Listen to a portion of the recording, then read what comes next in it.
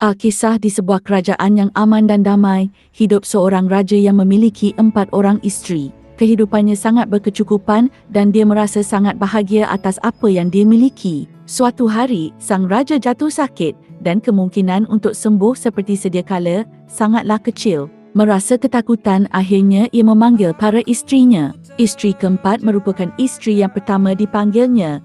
Kerana isteri keempat adalah isteri yang sangat dia cintai, terbukti dari seringnya pemberian perhiasan dan pakaian mahal dari sang raja kepada isteri keempatnya ini. Raja kemudian bertanya kepada isteri keempat, "Maukah kamu mati bersamaku dan pergi bersamaku ke akhirat?" tanya raja. Isteri keempat menjawab, "Maaf, aku tidak dapat mengikutimu," katanya singkat, seraya pergi berlalu meninggalkan sang raja.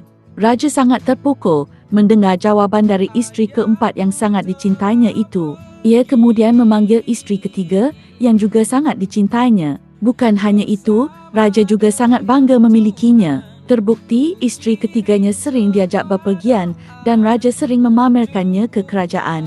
Setelah menghadap, raja kembali mengajukan pertanyaan yang sama kepada isteri ketiganya. "Maukah kamu mati bersamaku dan pergi bersamaku ke akhirat?" tanya raja. Isteri ketiga kemudian menjawab, "Maaf raja, aku sangat mencintai hidupku. Aku tidak dapat pergi bersamamu.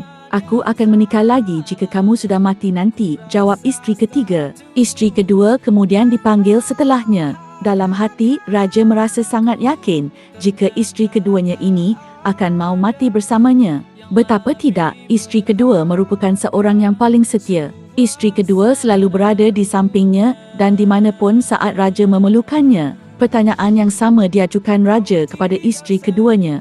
"Maukah kamu mati bersamaku dan pergi bersamaku ke akhirat?" tanya raja. Isteri kedua menjawab, "Maaf, kali ini aku tidak dapat membantumu. Aku hanya dapat menyiapkan segala keperluan pemakaman dan mengantarkanmu ke pemakaman," kata isteri kedua. Raja pun putus asa saat harapannya agar ada yang menemaninya ke akhirat nanti hilang. Tiba-tiba datang seorang wanita ke hadapannya. Penampilannya dekil dan terlihat lusuh seperti tidak ada yang merawatnya selama ini. Setelah tiba di hadapan sang raja, wanita tua itu pun berkata, "Raja, aku akan pergi bersamamu dan mengikutimu kemanapun kamu pergi," katanya. Mendengar hal itu, sang raja terkejut kerana wanita tua yang baru saja menawarkan dirinya untuk pergi bersama raja itu tak lain dan tak bukan adalah isteri pertama sang raja. Isteri yang selama ini tidak pernah dirawat dan sama sekali tidak dihiraukan olehnya. Raja merasa sedih, bercampur malu. Raja pun berkata, "Maafkan aku, seharusnya aku merawatmu lebih baik dari dulu."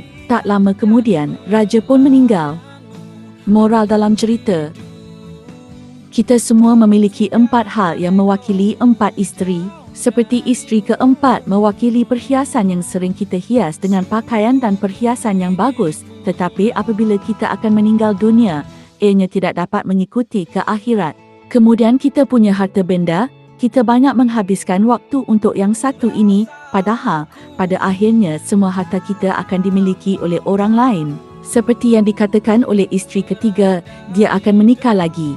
Isteri kedua melambangkan sahabat dan keluarga yang sering kita perlukan di saat kita memiliki masalah dan saat kita memerlukan sokongan. Dan mereka hanya dapat mengantarkan kita hingga ke pemakaman saja. Seperti isteri kedua berkata kepada raja, dia hanya mampu menyediakan pemakaman. Isteri pertama melambangkan jiwa kita sendiri. Kita selalu lupa untuk menghiasi dan menghururkan waktu bersama jiwa kita sendiri. Sewaktu kita masih hidup, jagalah jiwa kita, kerana itulah yang akan dapat mengikuti kita ke akhirat nanti. Ambillah masa untuk meditasi, bersendirian dan berdoa. Subscribe dan like.